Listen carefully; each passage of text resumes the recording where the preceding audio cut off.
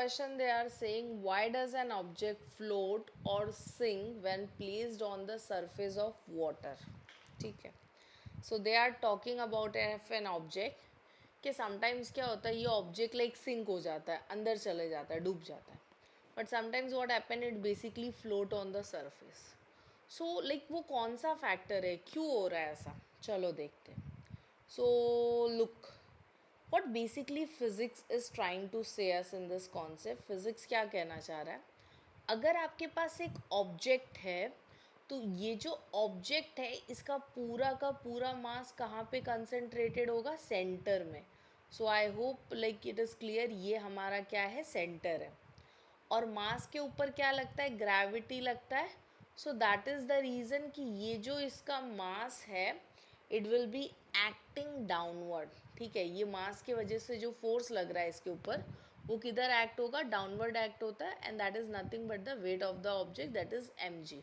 Okay, but जब हम इसको डिप कर रहे थे नीचे तो इसके ऊपर एक अपवर्ड फोर्स भी लगता है.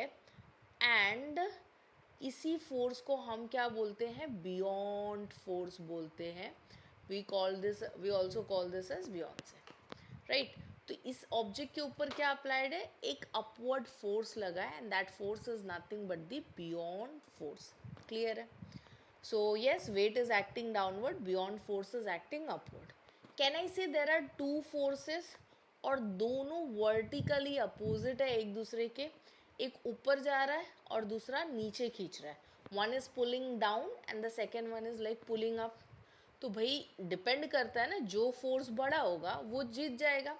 Let's say if buoyant force is greater than which force, weight, like downward force भी बोल सकते हो उसको. अगर तुम्हारे वेट से बियॉन्ड फोर्स बड़ा है सो उस केस में तुम्हारा ऑब्जेक्ट जो है वो क्या करेगा, फ्लोट करेगा. बट अगर मेरा वेट वाला जो फोर्स है वो बड़ा है सो उस केस में it was pulling down, right, तो वो नीचे चला जाएगा. What if it is equal, so in such cases it will just float. Clear है. yes.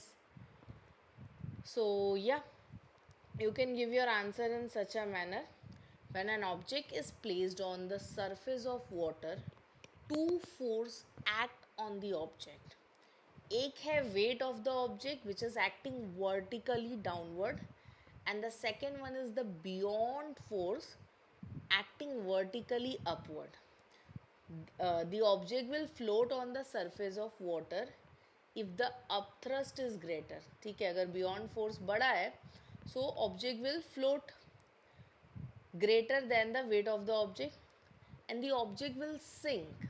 object आपका क्या हो जाएगा, sink हो जाएगा if the weight of the object is more than the upthrust of the water. like if the downward force is greater तो उस case में क्या हो जाएगा, it will sink.